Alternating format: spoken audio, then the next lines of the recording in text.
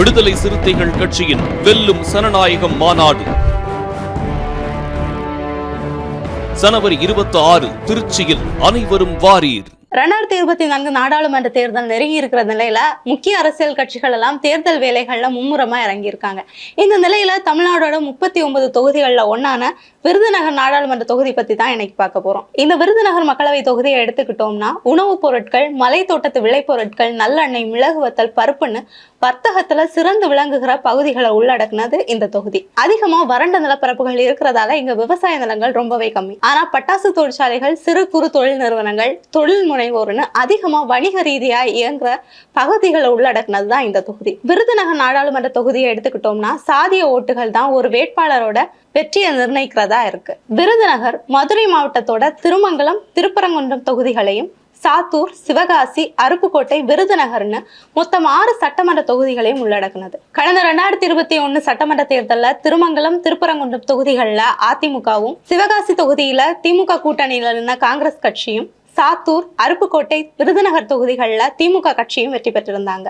1967 முதல் 2004 வரை சிவகாசி நாடாளுமன்ற தொகுதிக்குள்ளதான் விருதுநகர் தொகுதி இருக்கு. அதுக்கு பிறகு தொகுதி மறுசீரமைக்கப்பட விருதுநகர் நாடாளுமன்ற தொகுதி உருவாகுது. கடந்த 2009 நாடாளுமன்ற தேர்தல தான் விருதுநகர் நாடாளுமன்ற தொகுதி முதல் தேர்தலை சந்திக்குது. இந்த தேர்தல்ல காங்கிரஸோட மாணிக் தாக்கூர் இந்த தொகுதியில வெற்றி பெற்றுறாரு. இதை தொடர்ந்து 2014 நாடாளுமன்ற தேர்தல்ல அதிமுக கட்சி தனிச்சு நிக்கிறாங்க. அதே சமயம் தேமுதிக, பாமக, பாஜக, மதிமுக, இந்திய ஜனநாயக கட்சி, கொங்கு மக்கள் தேசிய கட்சி, புதிய நீதி கட்சிகள் இணைஞ்சு என்டிஏ கூட்டணியில நிக்கிறாங்க. திமுக, விசிக, மனிதநேய மக்கள் கட்சி, IUML, புதிய தமிழகம் இந்த கட்சிகள் இணைஞ்சு SPA கூட்டணி அமைக்கிறாங்க. இந்த தேர்தல்ல காங்கிரஸ் தனிச்சும் 2 கம்யூனிஸ்ட் கட்சிகள் இணைஞ்சும் போட்டியிடுறாங்க. இந்த தேர்தல்ல விருதுநகர் மக்களவை தொகுதியில அதிமுக ராதாகிருஷ்ணனையும், NDA கூட்டணி மதிமுகவோட வைகோவையும், SPA கூட்டணி திமுகவோட ரத்னவேலையும், காங்கிரஸ் மாணிக் தாக்கூரையும் களமிறக்குறாங்க.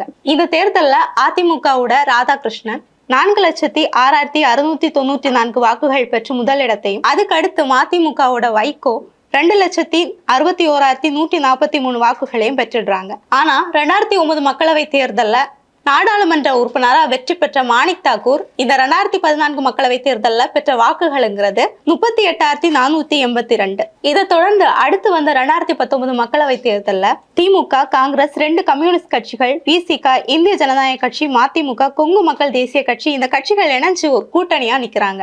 அதே சமயத்துல அதிமுக, பாமக, பாஜக, தேமுதிக, புதிய தமிழகம், தமிழ் மாநில காங்கிரஸ் உள்ளிட்ட கட்சிகள் இணைஞ்சு NDA கூட்டணி அமைக்கிறாங்க. அமமுக, SDPI கட்சிகள் இணைஞ்சு ஒரு கூட்டணியும், நாம் தமிழர் கட்சி, மக்கள் நீதி மையம் இந்த கட்சிகள் தனித்தனியாவும் நின்று போட்டியில களமிறங்குறாங்க. இதை அடுத்து விருதுநகர் நாடாளுமன்ற தொகுதியில திமுக கூட்டணி காங்கிரஸோட மாணிக் தாக்கூரை திரும்பவும் களமிறக்க நினைக்கிறாங்க. ஆனா நடந்து முடிஞ்ச 2014 மக்களவை தேர்தல காங்கிரஸ் 4ஆம் இடம் பெற்றதும் வெறும் 38,000 ஓட்டுகள் பெற்றதும் மாணிக் தாக்கூர் மேல அந்த கட்சியில இருந்தவங்களுக்கு ஒரு அதிருப்தியை ஏற்படுத்துச்சு. இதனால அவரை வேட்பாளரா நிப்பாட்டக்கூடாதுன்னு எதிர்ப்புகள் வலுத்துச்சு. இருந்தாலும் மாணிக் தாக்கூர் கொடுத்த அழுத்தத்தினால விருதுநகர் நாடாளுமன்ற தொகுதியில மாணிக் தாக்கூரை போட்டியிடுறாரு. அதே சமயத்துல NDA கூட்டணி தேமுதிகவோட அழகர் சாமியையும், அமமுக பரமசிவ ஐயப்பனையும், மக்கள் நீதி மையம் முனிசாமியையும், நாதாக்கா அருள்மொழி தேவனையும் களமிறக்குறாங்க. இந்த தேர்தல் முடிவுல முக்கிய கட்சிகள் வாங்கின ஓட்டு விகிதம் அப்படிங்கிறது காங்கிரஸ் கட்சி 4,70,883 வாக்குகளையும், தேமுதிக 3,16,329 வாக்குகளையும், அமமுக 1,07,615 வாக்குகளையும், மக்கள் நீதி மையம் 57,129 வாக்குகளையும், நாம் தமிழர் கட்சி 53,040 வாக்குகளையும் பெற்றிருந்தாங்க. இந்த தேர்தல்ல மீண்டும் காங்கிரஸ் கட்சி விருதுநகர் நாடாளுமன்ற தொகுதியில வெற்றி பெற்றுச்சு. 2024 மக்களவை தேர்தல் நெருங்கி இருக்கிற நிலையில இப்போ முக்கிய கட்சிகள் விருதுநகர் நாடாளுமன்ற தொகுதியில யார வேட்பாளரா நிப்பாட்டுவாங்க அப்படிங்கிற எதிர்பார்ப்பு அதிகரிச்சுட்டே இருக்கு. இந்த நிலையில திமுக, மதிமுக, காங்கிரஸ் கட்சிகள் இணைஞ்சு இந்தியா கூட்டணியில களமிறங்க இருக்காங்க. திமுக கூட்டணியை பொறுத்த வரைக்கும் விருதுநகர் நாடாளுமன்ற தொகுதியை மதிமுக கட்சியோட வைகோவோட மகன் துரை வைகோவுக்கு ஒதுக்கணும் அப்படிங்கிற பேச்சுகள் நடக்குது. 2009, 2014 மக்களவை தேர்தல்கள்ல வைகோ விருதுநகர் நாடாளுமன்ற தொகுதியில போட்டிட்டு 2 லட்சத்துக்கு மேல வாக்குகள் வாங்கியிருந்தாரு. சோ விருதுநகர் நாடாளுமன்ற தொகுதியில மதிமுகவுக்கு கணிசமான வாக்கு வங்கி இருக்கிறது இதுல இருந்து தெரிஞ்சுக்க முடியுது.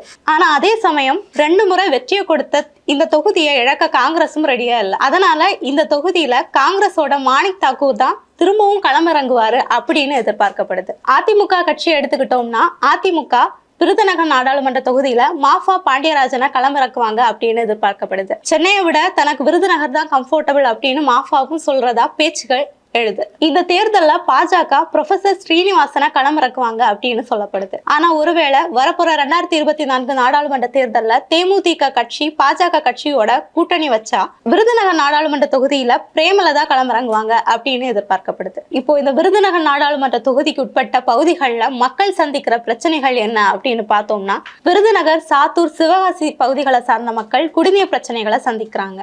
அது மட்டும் இல்லாம இந்த விருதுநகர் தொகுதிக்கு உட்பட்ட பகுதிகளில் அச்சுத்தொழில், தீப்பெட்டி தொழில் அதிகமா நடைபெறும். ஆனா அந்த தொழில்கள் இப்போ நலிவுற்ற காரணத்தினால மக்கள் அதிகமா வேறு மாவட்டங்களுக்கு குடிபெயர்றாங்க. அதிகமா பட்டாசு தொழிற்சாலைகள், சிறு குறு தொழில் நிறுவனங்களை உள்ளடக்கின இந்த பகுதிகளில் ஏற்படுகிற விபத்துகள் மக்களுக்கு ஒருவித பாதுகாப்பின்மையை அதிகமா ஏற்படுத்துது. அது மட்டும் இல்லாம இந்த தொழில்களோட வருமானம் குறைஞ்சதால வேலை வாய்ப்பின்மையும் அதிகரிச்சு காணப்படுது. சோ இந்த பிரச்சனைகள் எல்லாம் விருதுநகர் நாடாளுமன்ற தொகுதிக்கு உட்பட்ட பகுதிகளில் இருக்கிறதுனால எந்த கட்சி இந்த பிரச்சனைகளை சால்வ் பண்ணுவாங்க அப்படின்னு மக்கள் எதிர்பார்க்குறாங்களோ அந்த கட்சி தான் இங்க வெற்றி பெறுவாங்க.